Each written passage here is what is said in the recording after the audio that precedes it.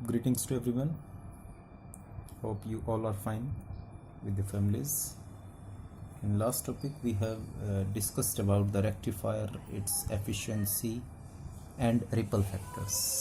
ठीक है, तो जो चीज़ हमने कल डिस्कस करी थी उसका कंटिन्यूशन पार्ट ही समझिए, क्योंकि लास्ट आर्टिकल में हमने ये पढ़ा था कि जो फुल वेव रेक्टिफायर है हमारा, या हाफ वेव जो भी हम यूज़ कर रहे हैं, ठीक है, वो फुल वेव रेक्टिफायर एक तरीके से जो आउटपुट देता है हमें, ठीक है, आउटपुट, वो आउटपुट पल्सेटिंग में होती है। पल्सेटिंग डीसी है। पल्सेटिंग डीसी का मतलब एसी कंपोनेंट उसके अंदर प्रेजेंट है, पल्सेटिंग डीसी के अंदर, ठीक है। जब उसमें एसी कंपोनेंट प्रेजेंट है तो हमें डीसी प्योर फॉर्म में चाहिए, और इसके लिए हमने रिपल फैक्टर कैलकुलेट किया कि उसमें कितनी एसी मौजूद है, कितनी एसी प्रेजेंट है उसके अंदर, ठीक है। फुल वेव के लिए इसकी वैल्यू कुछ और थी, 0.42 समथिंग थी, और हाफ वेव के लिए 1.21, बहुत ज़्यादा इसकी वैल्यू थी, ठीक है। ऐसे ही हमने एफिशिएंसी को भी इसको कैलकुलेट किया, लेकिन मेन हमारा रिपल फैक्टर से है। रिपल फैक्टर हाफ वेव के लिए ये थे और फुल वेव के लिए 0.42 समथिंग थे, ठीक है। तो ये भी बहुत ज़्यादा वैल्यू है, यानी कि जो हमें डीसी मिल रही है, ठीक है, उसमें लगभग 40% एसी कंपोनेंट भी प्रेजेंट हैं, क्योंकि उसमें पल्सेशन है हमारे पास। तो इन सब को हमने रिमूव करना है, यानी रिमूव करने का मतलब ये कि हमने प्योर डीसी को यूज़ करना है, और जब हम प्योर डीसी को यूज़ कर रहे हैं तो हमें कुछ ऐसा करना पड़ेगा जिसकी वजह से उसके अंदर जो एसी कंपोनेंट हैं वो धीरे धीरे ख़त्म होते चले जाएं, ठीक है। और इसके लिए हम यूज़ करेंगे फिल्टर्स। ये हमारा नेक्स्ट टॉपिक है।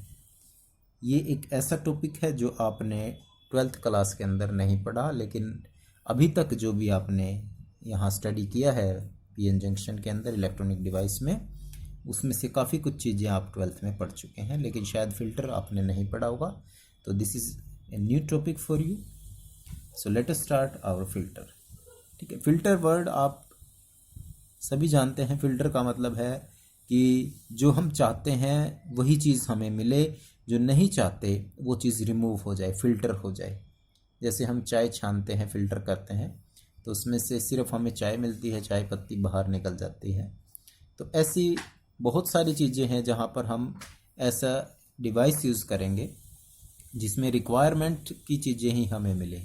तो यहाँ पर उसको हमने फ़िल्टर का ही नाम दिया। अब ये जो फ़िल्टर हैं ये रेक्टिफायर के साथ लगा देंगे हम, और वो हमें जो भी आउटपुट मिल रही थी पल्सेटिंग डीसी की फॉर्म में, उसको कन्वर्ट कर देंगे प्योर डीसी के अंदर, यानी उसमें से एसी को बाहर निकाल देंगे, ठीक है। उसको एक तरीके से छान देंगे, फिल्टर कर देंगे उसमें से, ठीक है। तो पहले छोटी सी डेफिनेशन देख लेते हैं क्या है। To reduce the AC component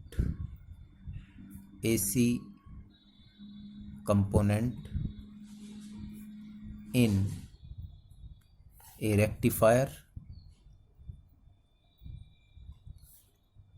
the circuit is called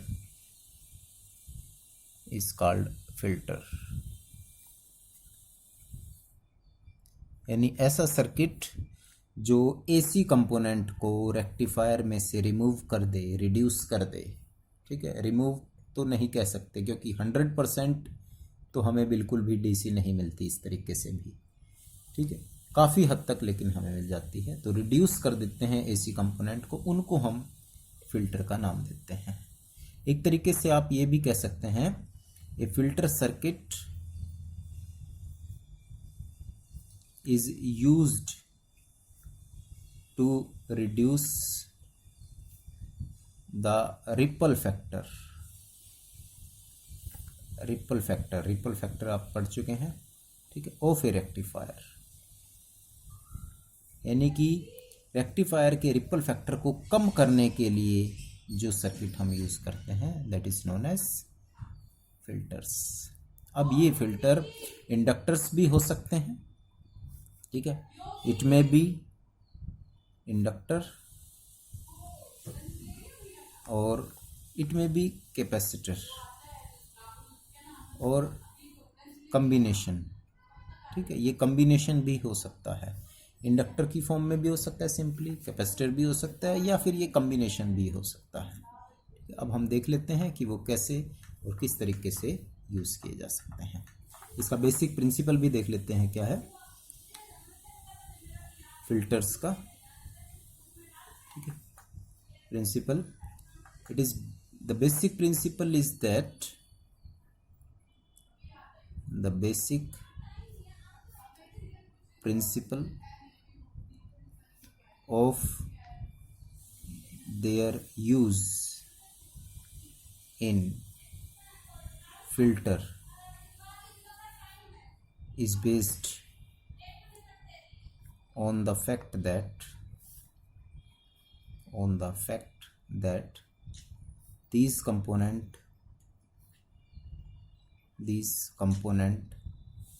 store energy during rising part of pulsation, during rising part of pulsation, and release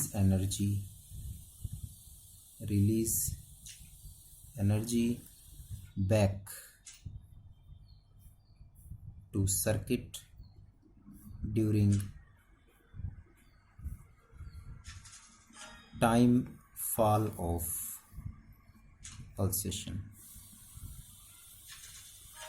ठीक, देख लेते हैं क्या है बेसिक प्रिंसिपल फिल्टर का।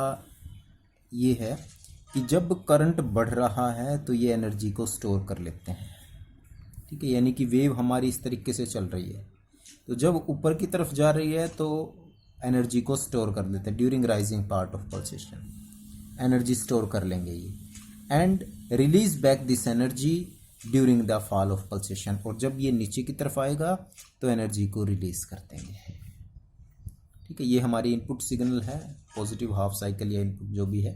तो जब राइजिंग पार्ट होता है तो एनर्जी स्टोर कर लेते हैं ये सर्किट के अंदर फिल्टर्स, और जब डाउनिंग फॉल पार्ट होता है तो एनर्जी को रिलीज कर देते हैं। ये इनका बेसिक प्रिंसिपल है, ठीक है। अब हम डिफरेंट टाइप ऑफ फिल्टर्स को यहाँ पर यूज़ करने वाले हैं। देखिए, सबसे पहले हम यूज़ करेंगे एल फिल्टर को, ठीक है। देखिए एल फिल्टर क्या होता है। इस एल फिल्टर को एक तरीके से नाम दिया जाता है series inductor, series inductor filter, ठीक है। इंडक्टर आ गया है, इसमें एल आ गया है, ठीक है, और ये सीरीज में कनेक्ट होगा, इसीलिए इसको सीरीज इंडक्टर का नाम दिया जाता है। मैं इसको दोनों ही सर्किट के लिए आपको करके दिखा देता हूँ, हाफ वेव में भी और फुल वेव के अंदर भी। जैसे ये हमारे पास primary coil, this is secondary coil, input signal हमने प्राइमरी के अंदर फीड किया है, और इनपुट क्या होता है हमारा एसी सिग्नल, ठीक है। ड्यू टू इंडक्शन यहाँ पर चला जाएगा, और ये हमारा है डायोड, ठीक है। अब इस डायोड के साथ इंडक्टर सीरीज में कनेक्ट करना है। ये डायोड है, इसके साथ हमने इंडक्टर सीरीज में कनेक्ट कर दिया, ठीक है। इसके बाद हम लोड रेजिस्टेंस लगा देते हैं, जैसे सिंपल हाफ वेव रेक्टिफायर में करते थे, और यहाँ हमें आउटपुट मिलने वाले। This is load resistance and this is across V out, ठीक है। और ये जो हमने लगाया है सीरीज में इंडक्टर एल, ठीक है, ये हमें अब कुछ हद तक रिपल फैक्टर्स को कम करके आउटपुट देने वाला है, ठीक है। ऐसे ही इसको हम किस में लगाएंगे, फुल वेव रेक्टिफायर के अंदर भी, ठीक है। तो अभी यहाँ मैंने दोनों के लिए लगा लिया है, अगली बार जो हम सर्किट यूज़ करेंगे उसको हम सिर्फ फुल वेव के लिए ही यूज करेंगे। जैसे फुल वेव में हमारे पास दो डायोड होते हैं, एक डायोड यहाँ हो गया और दूसरा डायोड ये हो गया, ठीक है। और इसमें हम सेंटर टेपिंग करते हैं, ये सेंटर टेप कर दिया। सेंटर टेप करके हम इसकी आउटपुट को हम यहाँ पर लेते हैं ताकि ये यहाँ पर आउटपुट ले लेते हैं। लेकिन सीरीज में उससे पहले हमें क्या लगाना है, इंडक्टर लगाना है to get the output. And this is load resistance, ठीक है। ये आपका इंडक्टर L लग गया, ये लोड रेजिस्टेंस हो गया और ये आपका आउटपुट वोल्टेज। तो दोनों ही सर्किट के अंदर, हाफ वेव के अंदर भी और फुल वेव के अंदर, हमने इंडक्टर को सीरीज के अंदर फीड कर दिया है। अब हमने इसकी वर्किंग को समझना है, कैसे काम करता है, ठीक है। देखिए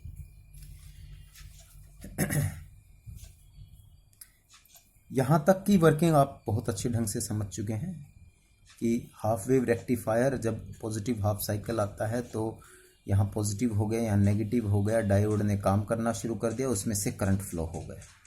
और जब करंट फ्लो हो गया तो वही करंट लोड रेजिस्टेंस में आउटपुट में हमें मिल जाता है, ठीक है। यानी यहाँ पर हमें पल्सेटिंग डीसी मिलनी शुरू हो जाती है इन पॉइंट्स पर। लेकिन हमने जैसे ही करंट यहाँ से आगे जाएगा उसमें क्या जोड़ दिया है, सीरीज के अंदर इंडक्टर को कनेक्ट कर दिया है। अब यहाँ पर इस पॉइंट पर दोनों कंपोनेंट प्रेजेंट हैं, एसी और डीसी, दोनों कंपोनेंट प्रेजेंट हैं। अब जैसे ही हम इंडक्टर को जोड़ते हैं तो एक चीज़ आपने याद रखनी है, क्योंकि इंडक्टर इसके साथ सीरीज में जुड़ा हुआ है, ठीक है। और जो इंडक्टर है इसके साथ जब सीरीज में है तो टोटल रेजिस्टेंस जेड की वैल्यू इस फॉर्मूले से हम नॉर्मली लिखते हैं, स्क्वायर रूट आर एल का स्क्वायर प्लस एक्स एल का स्क्वायर, ठीक है। सीरीज में थे आर एल और एक्स एल, इसका स्क्वायर कर दिया। आर एल कंपेरिजन में बहुत लो होता है तो जनरली हम जेड को हम किसके बराबर मान लेंगे, एक्स एल के बराबर, क्योंकि स्क्वायर से square root cancel, because R L is less than X L है, इसलिए हमने इसको नेगलेक्ट कर दिया। यानी अब हमारे पास सिर्फ रेजिस्टेंस क्या है, एक्स एल है। और एक्स एल की वैल्यू आपको पता है कितनी होती है, ओमेगा एल होती है। और ओमेगा को हम लिख सकते हैं 2 पाई म्यू एल, ठीक है। ये चीज़ समझनी जरूरी है और ये चीज़ हम पहले पढ़ चुके हैं जब हमने यूनिट 1 को किया था। एक्स एल की वैल्यू हमें मिल गई, एक्स एल का मतलब ओमेगा एल और ओमेगा का मतलब 2 पाई म्यू, म्यू का मतलब होता है फ्रीक्वेंसी। अब आप देखो कि एसी की फ्रीक्वेंसी तो होती है, डीसी की फ्रीक्वेंसी 0 होती है। तो जिसकी फ्रीक्वेंसी 0 होगी, जिसकी फ्रीक्वेंसी 0 होगी उसके लिए ये 0 रेजिस्टेंस ऑफर करेगा। कहने का मतलब ये कि इस पॉइंट पर एसी और डीसी दोनों ही आगे जाने वाले हैं, लेकिन एसी कंपोनेंट की फ्रीक्वेंसी होती है, ठीक है, जिसकी फ्रीक्वेंसी होगी उसके लिए ये रेजिस्टेंस ऑफर करने वाला है। तो इसका मतलब ये हो गया कि ये एसी को एक रेजिस्टिव पाथ ओपन करेगा, और जब ये एसी को एक रेजिस्टिव पाथ ओपन करेगा तो डीसी के लिए इसका फ्रीक्वेंसी 0 और रेजिस्टेंस भी 0 हो जाएगा। और DC mu is equal to 0, XL is equal to 0, hence easy path for DC and resistive path for AC। AC को ब्लॉक नहीं करेगा ये, ठीक है, क्योंकि इनफाइनाइट रेजिस्टेंस नहीं ऑफर कर रहा। फ्रीक्वेंसी बढ़ेगी तो रेजिस्टेंस बढ़ता चला जाएगा, ठीक है, लेकिन इनफाइनाइट कब हो सकता है, जब फ्रीक्वेंसी ही इनफाइनाइट हो, ऐसा पॉसिबल नहीं है। तो ब्लॉक तो नहीं कर रहा ये एसी को, लेकिन रेजिस्टेंस ऑफर कर रहा है। तो कहने का मतलब ये हो गया कि इसके अंदर से एसी कम पास होगी और डीसी इजीली पास होगी, because it offer 0 resistance for DC. और जब डीसी इसमें से इजीली पास होगी तो तो डीसी इसमें से पास होने के बाद आरएल लोड रेजिस्टेंस पर चली जाएगी, और जब वो लोड रेजिस्टेंस पर चली जाएगी तो हमें आउटपुट में एसी कंपोनेंट कम मिलना शुरू हो जाएंगे in comparison to simple half wave rectifier में। ठीक है, अब ऐसा ही कुछ इसमें होने वाला है कि जब यहाँ पर हम इनपुट सिग्नल फीड करते हैं, प्लस माइनस एक डायोड ने काम करना शुरू कर दिया, करंट फ्लो हो रहा है उसके अंदर, दूसरे डायोड ने काम करना शुरू कर दिया, करंट फ्लो हो रहा है उसके अंदर। लेकिन इस पॉइंट पर जब पहुँचती है वैल्यू, उसमें दोनों ही कंपोनेंट प्रेजेंट हैं, एसी भी और डीसी भी। Pulsating AC is also present there, and when both the component AC and DC are present and we have connected a series inductor filter in the circuit, and when we have connected a series inductor filter, then you can see that XL offer zero resistance for DC, so it is an easy path for DC easily इसमें से पास हो जाएगी। AC पास होगी लेकिन इतनी नहीं होगी जितना कि विदाउट इंडक्टर थी। तो अब इसमें धीरे धीरे जो है डीसी कंपोनेंट बढ़ते चले जाएंगे और वही लोड रेजिस्टेंस पर आउटपुट में हमें मिलती चली जाएगी। और जब लोड रेजिस्टेंस में आउटपुट में हमें ये चीज़ मिलती चली जाएगी, so we can say that the DC component are increasing and AC component are decreasing.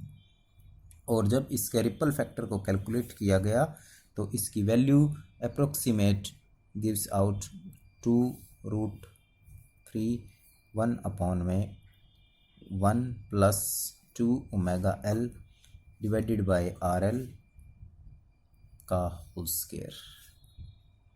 ठीक है, और हम 2 ओमेगा एल ग्रेटर देन ले रहे हैं, much greater than R L, load resistance से ज़्यादा ले रहे हैं, तो इसके कंपैरिजन में हम इसको रिमूव कर सकते हैं और इसकी वैल्यू, रिपल फैक्टर की वैल्यू लगभग जो है कितनी हो जाएगी हमारे पास, आर एल, यहाँ R L divided by 3√2 into में ओमेगा एल, ये इसकी वैल्यू आ जाएगी।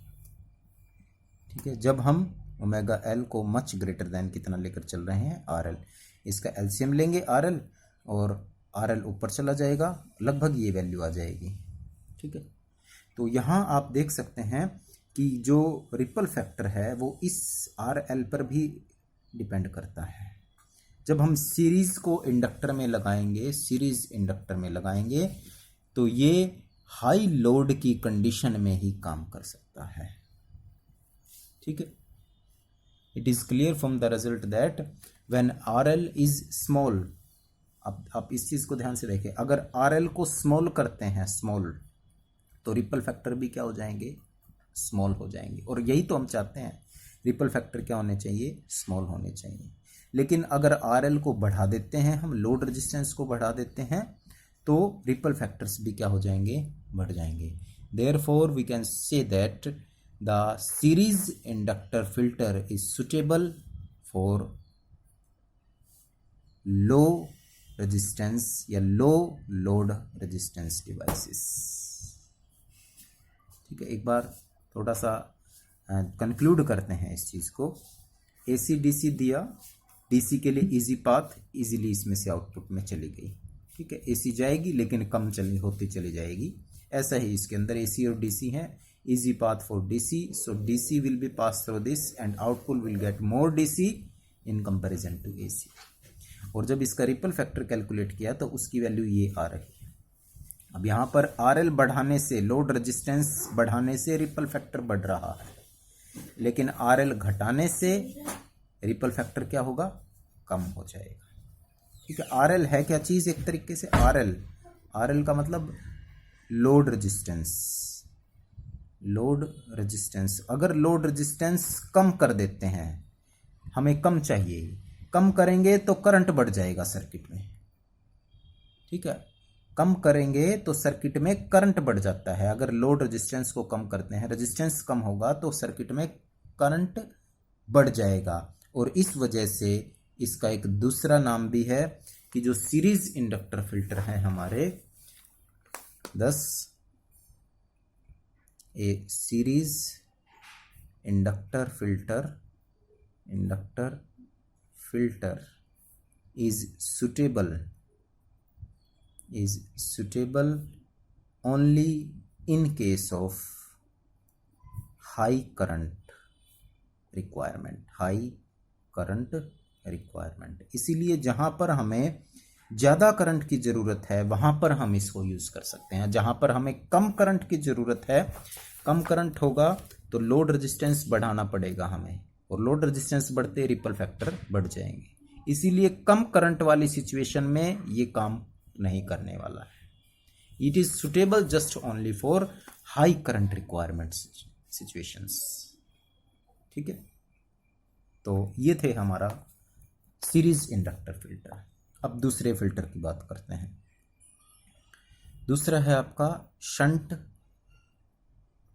Capacitor filter.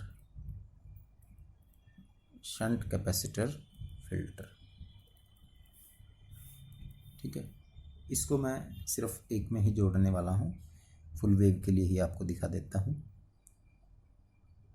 This is primary, this is secondary, mutual induction is there, input is fed into the primary coil, this is the input signal।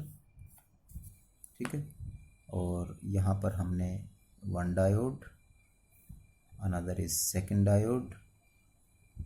ठीक है, centre tap कर दिया, और output को हमने यहाँ पर लेना है इसके क्रॉस। और अब की बार हम शंट करने वाले हैं। पहले सीरीज था, अब शंट है। शंट का मतलब पैरेलल, और पैरेलल किसके? आउटपुट के पैरेलल। तो यहां पर हम एक कैपेसिटर जोड़ देते हैं,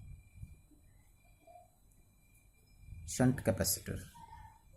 ठीक है, और ये हमारा लोड रेजिस्टेंस कनेक्टेड हो गया, और इसके क्रॉस हम आउटपुट को ऑब्टेन करेंगे, V out RL, and this is capacitor C। ठीक है, पहले हमने सीरीज में इंडक्टर लगाया था, अब की बार शंट में कैपेसिटर लगाना है। ठीक है, अब सिचुएशन वही है यहाँ भी। जब हम कोई भी पॉजिटिव या नेगेटिव हाफ साइकिल देते हैं तो डायोड काम करना शुरू कर देता है। कोई भी एक डायोड काम करेगा, और जब एक डायोड काम करेगा तो यहाँ पर हमें आउटपुट AC और DC यानी पल्सेटिंग फॉर्म में मिलने वाली है, AC और DC। इस पॉइंट पर वही चीज़ आगे जाना है, उसको आगे जाना है। ठीक है, अगर ये नहीं होता, कैपेसिटर नहीं होता, तो AC और DC कंपोनेंट दोनों जाते और पल्सेटिंग हमें DC मिल जाती। लेकिन हम चाहते हैं कि कम हो, इसके लिए हमने एक दूसरा जो है तरीका सोचा, और उसमें कैपेसिटर को शंट कर दिया है। अब इसकी वर्किंग समझते हैं। अब कैपेसिटर जब हमने शंट में किया है तो कैपेसिटर का कुछ ना कुछ रेजिस्टेंस होता है, और कैपेसिटर का रेजिस्टेंस हम XC से डिनोट करते हैं। ठीक है, रिएक्टेंस इसको बोलते हैं, रिएक्टेंस ऑफ कैपेसिटर।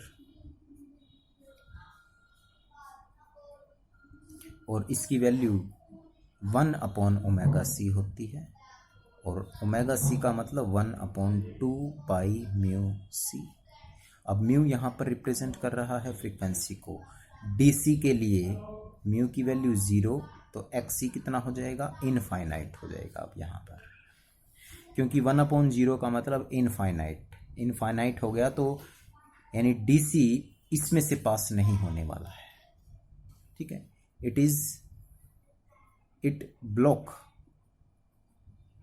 DC, और फ्रीक्वेंसी जितनी ज़्यादा होगी उतना ही ये कम होता चला जाएगा। तो it is an easy path for AC signal. ठीक है, फ्रीक्वेंसी बढ़ाते चले जाओ तो उतना ही इसका रेजिस्टेंस कम होता चला जाएगा, because it is inversely proportional. लेकिन ये DC को तो ब्लॉक करने वाला है। ठीक है, DC को ब्लॉक कर दिया, and decreases for high frequency component. अगर हाई फ्रीक्वेंसी के कंपोनेंट जाएंगे उसके लिए इसकी वैल्यू कम हो जाएगी। अब देखो यहाँ AC और DC दोनों कंपोनेंट हैं। ठीक है, एक चीज और ध्यान में रखना है, जब हम ये कैपेसिटर लगा रहे हैं तो इसका जो रिएक्टेंस है XC, that should be smaller than RL। ये ध्यान में रखना है कि इसका रेजिस्टेंस लोड रेजिस्टेंस से कम रहना चाहिए ताकि हम इसको सुटेबली वर्क करा सकें। अब कैसे काम करेगा ये? एसी और डीसी दोनों कंपोनेंट आगे गए, यहाँ कैपेसिटर मिला सबसे पहले उसको। कैपेसिटर डीसी को अपने में से नहीं जाने देगा, ठीक है। जब डीसी यहां से नहीं जाएगी तो ये आगे चली जाएगी। कौन सी आगे चली गई? डीसी कंपोनेंट आगे चला गया। बट हाई फ्रीक्वेंसी एसी के लिए इजी पाथ है, तो इसका मतलब एसी कंपोनेंट इसमें से पास हो गए। AC will pass through this. और मैंने बता दिया कि इसका रेजिस्टेंस इसके रेजिस्टेंस से कम है, तो एसी इसमें से पास होने की बजाय उसमें से पास होगी, क्योंकि सभी चीजें या सभी करंट उस रास्ते से जाते हैं जहां उसको कम रुकावट हो। इसीलिए एसी कंपोनेंट कैपेसिटर में से पास हो जाएगा, ठीक है। दोनों आ रहे थे तो डीसी तो ब्लॉक कर देगा, डीसी को तो जाने नहीं देने वाला ये, तो डीसी आगे चला जाएगा। तो एसी इजी पाथ है, तो एसी इसमें से चला गया और वापस सर्किट के अंदर इन्वॉल्व हो गया। तो डीसी कहाँ गया? लोड रेजिस्टेंस पर। और आउटपुट में हमें क्या चाहिए? डीसी ही चाहिए, इसीलिए ये हमें आउटपुट में डीसी कंपोनेंट देना शुरू कर देगा, ठीक है। लेकिन कुछ ना कुछ एसी के कंपोनेंट भी इसमें से पास होंगे जो लो फ्रीक्वेंसी के होंगे। लो फ्रीक्वेंसी के लिए क्यों? क्योंकि लो फ्रीक्वेंसी के लिए भी ये थोड़ा सा रेजिस्टेंस ऑफर कर रहा है, तो लो फ्रीक्वेंसी के एसी कंपोनेंट और ज़्यादा डीसी कंपोनेंट इस लोड रेजिस्टेंस में से पास हो जाएंगे। यानी कहने का मतलब ये कि जैसे जैसे हम फ्रीक्वेंसी बढ़ाएंगे उतना ही ज़्यादा हमारा डीसी कंपोनेंट बढ़ता चला जाएगा, क्योंकि एसी इसमें से इजी पाथ फॉलो करेगा और वापस चला जाएगा, और डीसी आगे सर्किट के अंदर आउटपुट में हमें मिलता जाएगा।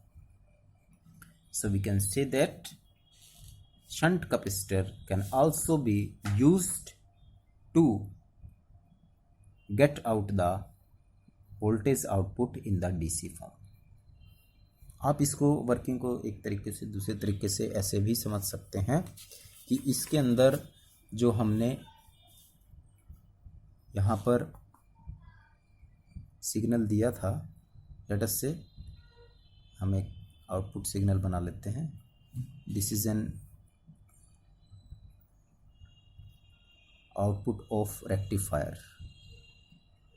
रेक्टिफायर की आउटपुट है ये हमारे पास, टाइम और वी आउट, ठीक है। अल्टरनेटिवली आपको मैं तरीका बता रहा हूँ कि जब इसका प्रिंसिपल हमने डिस्कस किया था, कैपेसिटर फिल्टर का प्रिंसिपल, तो उसमें ये कहा था कि एनर्जी स्टोर करते हैं जब ये चार्ज होता है। अब जैसे ही पल्सेटिंग हुई तो कैपेसिटर चार्ज हो गया, कैपेसिटर चार्ज हो गया, यहाँ तक चार्ज हो गया वो, ठीक है। जैसे ही ये डाउनफॉल में जाएगा कैपेसिटर क्या होना शुरू हो जाएगा? डिस्चार्ज होना शुरू हो जाएगा। और डिस्चार्ज होगा, लेकिन डिस्चार्ज किसके अक्रॉस हो रहा है? वो लोड रेजिस्टेंस के। जब लोड रेजिस्टेंस के अक्रॉस डिस्चार्ज होगा तो उसकी डिस्चार्जिंग ऐसे नहीं जाएगी, it will take some time. यहाँ पर जाकर के वो डिस्चार्ज होगा, यानी आगे कहीं जाना है उसको डिस्चार्ज होने के लिए, यहाँ तक हो सकता है वो डिस्चार्ज। लेकिन उससे पहले ही दूसरी पल्स इसमें आ गई है, और दूसरी पल्स आ गई है तो वो इसको चार्ज अप कर देगी दोबारा से। यहाँ तक ये चार्ज कर दिया, यहाँ तक चार्ज कर दिया, फिर यहाँ तक चार्ज होने के बाद फिर पल्स ख़त्म हो गई तो ये दोबारा से डिस्चार्ज होगा। डिस्चार्ज होने में इसको यहाँ तक जाना था, लेकिन उससे पहले तीसरी पल्स आ गई, फिर इसने इसको चार्ज कर दिया, ठीक है। फिर चार्ज यहाँ तक हुआ, उसके बाद फिर डिस्चार्ज होगा, और ये डिस्चार्ज होना ऐसे डिस्चार्ज होना था ये, लेकिन यहाँ तक डिस्चार्ज, उससे पहले ही नेक्स्ट पल्स आ गई, फिर ये चार्ज हो गया, ठीक है। और इस तरीके से हमें सिर्फ ये आउटपुट मिलेगी। Now you can see that this is the output of shunt capacitor, ठीक है। ये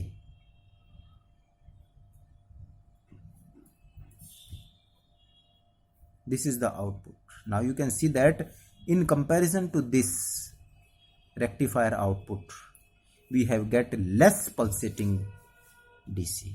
अब की बार हमें लेस पल्सेटिंग, इसके अंदर सिर्फ इतना ही पल्सेशन हो रहा है, और जब लेस पल्सेटिंग है तो so we can use the shunt capacitor for the circuit in filter, so we can get the output in more DC form rather than in AC। ठीक है, अब इसकी फ्रीक्वेंसी भी जो रिपल फैक्टर कैलकुलेट किए उसकी वैल्यू भी हम लिख देते हैं, π/√3 ओमेगा सी RL। ये हाफ वेव के लिए है, हाफ वेव रेक्टिफायर। और फुल वेव के लिए रिपल फैक्टर की जब वैल्यू कैलकुलेट की गई तो 2√3